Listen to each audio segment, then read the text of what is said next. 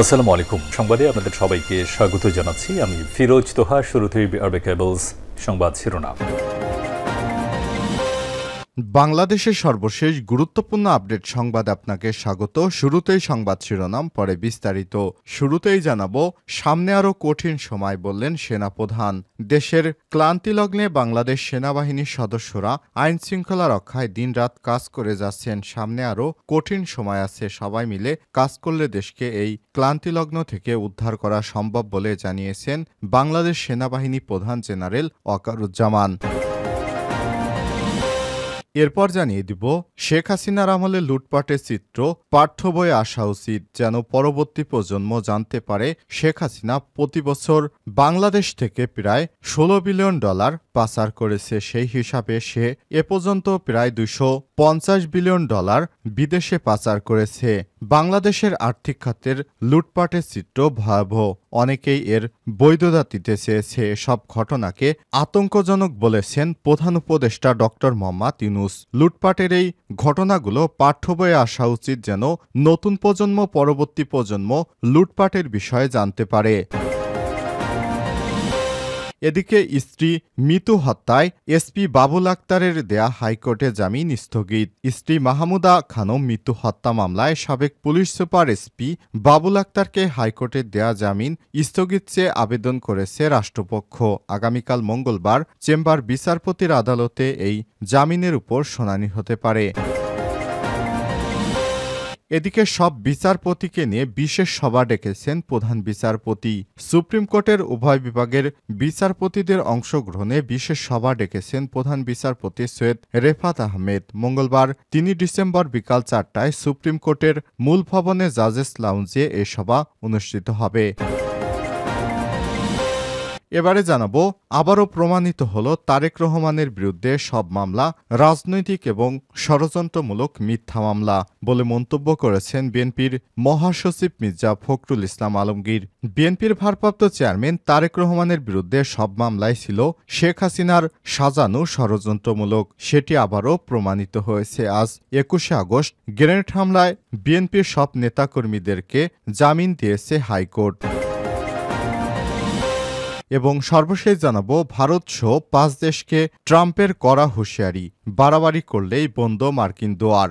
যুক্তরাষ্ট্রের নবনির্বাচিত president Donald Trump জানিয়েছেন, তার প্রশাসনের সময়ে ব্রিক্স জোটভুক্ত দেশগুলো, যা চীন, রাশিয়া, ভারত সমর্থিত উদীয়মান অর্থনীতির একটি জোট, ডলারের বিকল্প হিসেবে নতুন মুদ্রা তৈরির পরিকল্পনা সম্পূর্ণ ছাড়তে হবে। তার কথা না মানলে ১০০% পর্যন্ত শুল্ক আরোপের হুমকি দিয়েছে প্রেসিডেন্ট ডোনাল্ড ট্রাম্প। এতেই ভয়ানক বিপদে পড়তে যাচ্ছে ভারত। প্রিয় দর্শক, এতক্ষণ শুনছিলেন সংবাদ শিরোনাম, এবারে বিস্তারিত।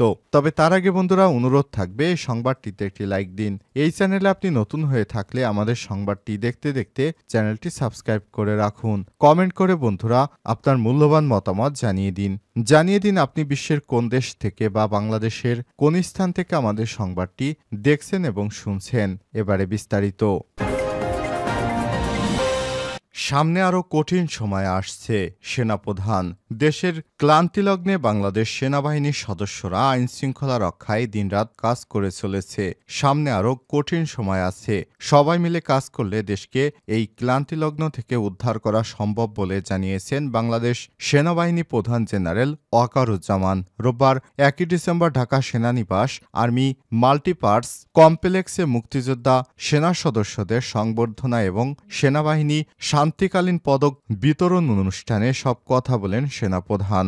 স্বাধীনতা যুদ্ধে অংশগ্রহণ এবং দেশ স্বাধীনতা হওয়ার পর সেনাবাহিনী গঠনে অবদান রাখায় মুক্তিযোদ্ধা এবং সেনা সদস্যদের প্রতি কৃতজ্ঞতা জানান সেনাবাহিনী প্রধান। তিনি বলেন, আপনাদের অবদানের ফলশ্রুতিতে আজকের এই সেনাবাহিনী দাঁড়িয়েছে। সেনাবাহিনী দেশের ক্লান্তিকালে অনেক ভালো কাজ করে যাচ্ছে।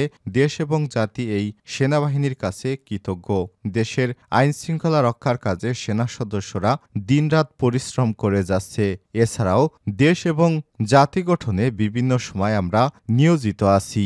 এ সময় তিনি আরও বলেন, বিশ্বশান্তি রক্ষায় আমরা ইউএনও মিশনে কাজ করে যাচ্ছি, ডিজাস্টার রিলিফে আমরা কাজ করে যাচ্ছি, আমরা পারদর্শিতা অর্জন করেছি। এটা সম্ভব হয়েছে আমাদের ঐকান্তিক প্রচেষ্টার ফলে। আপনারা যেভাবে আমাদের প্রশিক্ষিত করেছেন, যেভাবে মোটিভেটেড করেছেন, যেভাবে আমাদের দিক নির্দেশনা দিয়েছেন, তার ফলশ্রুতিতে সেনাবাহিনী আজ বর্তমান জায়গা আছে। এর কৃতিত্ব অবদান আপনাদেরই। মুক্তিযোদ্ধা সেনা সদস্যদের কাছে দোয়া চেয়ে সেনাপ্রধান বলেছেন, সামনে আরও কঠিন সময় আছে, একটু কঠিন সময় পার করতে হবে আমাদের। আমরা যেন দেশ এবং জাতিকে একটা ভালো জায়গায়, একটা নিরাপদ জায়গায় নিয়ে যেতে পারি, সেজন্য দোয়া করবেন।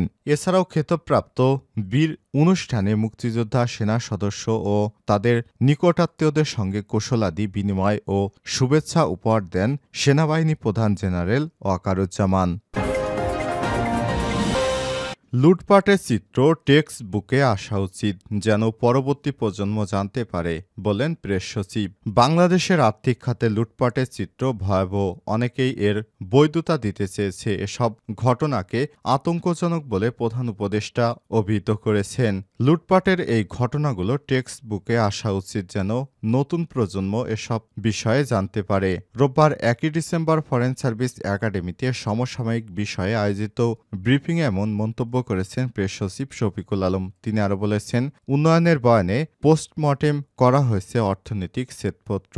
যে চিত্র বেরিয়ে এসেছে তা ভয়াবহ। চোখের সামনে একটা বিশাল লুটপাট হয়েছে। অধ্যাপক ইউনূস সব শুনে বলেছেন, আমরা আতঙ্কিত। এই লুটপাটের চিত্র পাঠ্য বইয়ে আসা উচিত। প্রেস সচিব বলেন, এই মহাচুরির বিচার অবশ্যই হবে। পাশাপাশি পাচার হওয়া টাকা ফেরানোর বিষয়ে আমরা প্রতিশ্রুতিবদ্ধ। আমরা সর্বোচ্চভাবে টাকা ফেরানোর চেষ্টা চালিয়ে যাব। শফিকুল আলম আরও বলেন, গত 15 বছরে যা হয়েছে তার বিচার করা হবে এই অন্তর্বর্তীকালীন সরকারের প্রধান ও অন্যতম লক্ষ্য।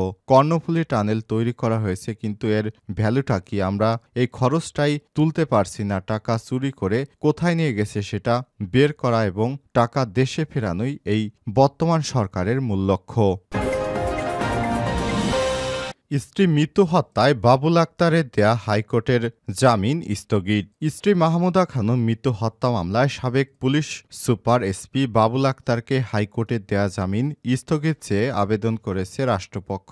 আগামীকাল মঙ্গলবার চেম্বার বিচারপতির আদালতে এই আবেদনের উপর শুনানি হতে পারে।